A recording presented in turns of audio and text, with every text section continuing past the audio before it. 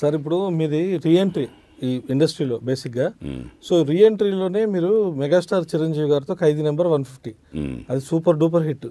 ఏం సార్ అసలు ఏమన్నా అంటే నక్కతోకనే ఏమైనా పెట్టి తొక్కుకుంటూ వస్తున్నారా, లేకపోతే అసలు ఇండస్ట్రీలో విప్లవమే సార్? అంటే మీరు అబ్జర్వ్ చేశారా, మీరు చేసిన సినిమాలన్నీ మాక్సిమం అన్ని హిట్లే. అవును, అన్ని అన్ని అన్ని కొన్ని కాదు అన్ని హిట్లే. అవును. అంటే మీరు ఒక లక్కీ పాత్ర వీళ్ళందరికీ ఒక రకంగా చెప్పాలి. చాలా మంది ఉండటం నిజంగా ఇప్పుడు గర్వపడుతుంది. నిజం సార్, అది సంతోషపడుతున్నాను. అందులో లక్కీ ఇప్పుడు నా ఫేస్బుక్లో కూడా మంది ఎవరో పోస్ట్ నా గురించి పెడితే ఫ్రెండ్, ఇంకో ఫ్రెండ్ కామెంట్ ఏంటి, ఆయన గోల్డెన్ లెగ్ అందులో సినిమా హిట్ అవుతున్నాయి అని అంటే నేను చాలా పొద్దున చూసి ఆశ్చర్యపోయి ఎట్లా అనుకుంటున్నారు జనాలు. అవును సార్, అది అని అనుకున్నా కానీ బట్ నా అదృష్టం ఏంటంటే హిట్ అయ్యే సినిమాలో నేను ఉండగలగటం. అవును అవును, సేఫ్ జర్నీలో నేను ఒక సేఫెస్ట్ పొజిషన్లో ఉండగలగటం, అలాంటి సినిమాలో నాకు అవకాశం రావడం అనేది దైవానుగ్రహం. ఆయన దేవుడు ఇచ్చాడు అదృష్టాన్ని. ఇట్లా అందుకనే కొంచెం స్పీడ్గా ఉంది జర్నీ. అవును సార్, అది నేను కోరుకుంటే చిరంజీవి గారితో నటించలేను, నేను కోరుకుంటే సుకుమార్ గారి సినిమాలు చేయలేను. నా థర్డ్ ఫిల్మే ఫస్ట్ పిక్చర్ ఖైదీ నెంబర్ 150 అయితే, సెకండ్ పిక్చర్ రంగస్థలం, థర్డ్ పిక్చర్ కమిట్ అయింది భరత్ అని నేను. ఫోర్త్ పిక్చర్ చేసింది చిన్న వేషమే కానీ కట్ అయింది కొంచెం. దాంట్లో అరవింద సమేత, యాత్ర, గద్రకొండ గణేష్, మహర్షి, సంపూర్ణేష్ బాబు గారి కొబ్బరిమట్ట, ఇవన్నీ కూడా చాలా సక్సెస్ఫుల్గా అయినాయి. వాటిలో అవకాశం రావడం అదృష్టం అండి. మెగాస్టార్ చిరంజీవి గారిని చూస్తేనే ఫ్రీజ్ అయిపోతాం యాక్చువల్గా. అవును, అసలు ఆయన మహానటుడు. ఆయన ఇంకా ఆయన్ని చూస్తేనే రెండు కళ్ళు సరిపోతాయి.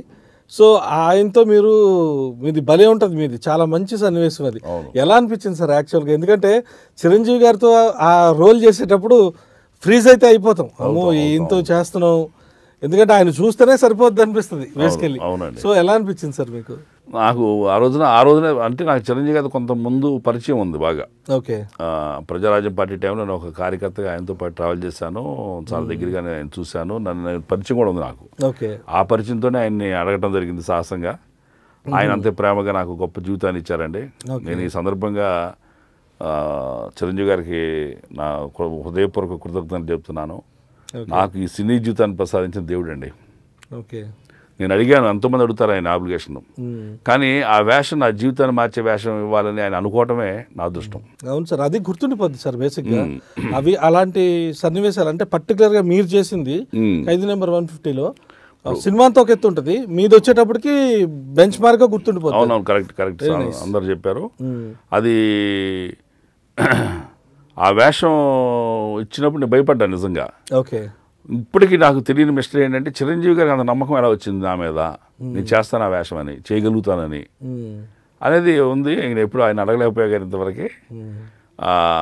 ఆ వేషం చేసినప్పుడు ఆయనకి నమస్కరించి చెప్పి, అన్నయ్య నాకు భయం వేస్తుంది, ఫస్ట్ టైము, పైగా నేరేషన్ ఉంటుంది కదా, షర్టు పట్టుకున్నాడు, తోసాడు, మెడపై చేసాడు, అంత నేరేషన్ అంతా ఉంటుంది, యాక్షన్ పార్ట్ అంతా తెలుసు నాకు, నన్ను దీవించండి, నాకు భయం వేస్తుంది అంటే, మహేష్ చాలా మంచి వేషం, బాగా చేయి అని నెత్తి మీద బలంగా ఊనా చేయి అట్టు పెట్టండి ఆయన, నొక్కుతాడంతే. అసలు అంత మమకారంతో ఒక తమ్ముళ్ళలాగా నన్ను ఆయన ఆస్వాదించి ఆ షాట్ చేయించారు. అక్కడ నాకు భయం పోయింది. సో వన్స్ క్యారెక్టర్ డైలాగ్ మొదలుపెట్టిన తర్వాత నేను ఆయన చిరంజీవి గారి విషయం మర్చిపోయా. నేను ఇన్స్పెక్టర్ని, శంకర్, ఆయన శంకర్, అట్లా కూడా ఆ పని నుంచి తప్పించాలి, ఏదో ఒక బ్రైబ్ ఆఫర్ చేసి పక్క తోసేయాలి. ఆ యాక్టింగ్ మూడ్లోకి వెళ్ళిపోయేసరికి ఇంకా కనపడద్దు, ఇన్వాల్వ్ అయితే అవతల ఆర్టిస్ట్ కనపడరు అండి. అమితాబ్ బచ్చన్ గారు కనపడరు, చిరంజీవి గారు ఎవరు కనపడరు, రజనీ గారు కనపడరు, ఏ సూపర్ స్టార్ కనపడరు. ఇన్వాల్వ్ అవడం వరకే భయం. వన్స్ ఇన్వాల్వ్ అయిపోతే ఇక యారావురి అనే టైపు ఫేస్ టు ఫేస్ ఆ క్యారెక్టర్ ఏదైతే ఉందో అది మన ప్రదర్శన జరుగుతుంది. సో మొత్తానికి చిరంజీవి గారితో మంచి అనుభూతి సార్ మీకు. అవునవును. సో చిరంజీవి గారు సెకండ్ హాఫ్ అంటే వాళ్ళ అబ్బాయి దానిలో అంటే రామ్ చరణ్ గారి దానిలో కూడా మీది చాలా మంచి రోల్. అది అసలు అంటే మీ వేషంలో సార్ ఇంకోటి అంత కసి ఉంటుంది, ఆ గ్యాప్లో ఉన్న కసి మొత్తం పెట్టేస్తున్నారు సార్. కసి కాదు కానివ్వండి, ఏ యాక్ట్ అయినా నేను మిమ్మల్ని డామినేట్ చేయాలని యాక్ట్ చేయకూడదు. అవును, నా పాత్ర నేను చేయాలి. ఇప్పుడు రంగస్థలం ఉంది, మహానటులంతా ఉన్నారు అక్కడ, ఎక్కడ నేను మీరు చూడండి, నేను తలెత్తి చూసిందే లేదు. సినిమా అంతా నా దారి నేను నా చెప్ప నేను పడుతున్నట్టు ఉంటుంది. ఒక డ్రంకర్డు, సొసైటీకి యూజ్లెస్ ఫెలోడు, వాడు ఎట్టాగు పెద్ద హీరోలాగా నిలబడతాడు వచ్చి 10 మందిలో. సో ఎప్పుడు తలదించుకుంటాను, సైలెంట్గా ఉంటాను. ఆ ఎక్కడ నేను ర్యాష్గా చేసిన యాక్టింగ్ ఉందంటే రామచంద్ర గారు బయట లాక్కొచ్చే విషయమే. అవును. ఆ టైంలో ఎందుకంటే నా ఇంట్లో దొంగతనం వచ్చి అల్లరి చేశాడు కాబట్టి ఒక్క సన్నివేశం తప్ప. అంటే వీడు రోగ్గే, వీడిలో పవర్ ఉంది. అది ఎక్కడికి వచ్చిందంటే హీరోని లాగటంలో ఉంది, మళ్ళీ కూతురు లాక్కెట్టడంలో ఉంది. అవును. అబద్ధం చెప్పేసి కూతురు మాట అని చెప్పి తల్లి పిల్లవని చెప్పి వీడు రెచ్చిపోయి లాక్కెట్టడం వీడు మూర్ఖత్వం ఉంది. వీడు మామూలు మనిషి కాడు పొలాలు. సో అది ఆ పాత్ర నైజాన్ని తెలుసుకుంటే అవును మన పెర్ఫార్మెన్స్ యాక్యురసీతో ఉంటుంది. కరెక్ట్. అంతేనండి. ఇప్పుడు ఇక్కడ ఉప్పెన్లో అలా సీరియస్నెస్ ఉండే కారణం ఏంటంటే నా బాస్ వెరీ సీరియస్. అవును. అక్కడ నేను ఊవి అంటే ఆయన తెక్కరేగుద్ది. అంతే కదా సార్. సరిపోద్ది, సరిపోతుంది. సీరియస్ అది చంపేస్తాడు నిన్ను ఇప్పుడు ఎక్స్ట్రా చేస్తానట్టుగా. మన పాత్ర మనం పోషించాలండి. అదే సక్సెస్ అవుతుంది.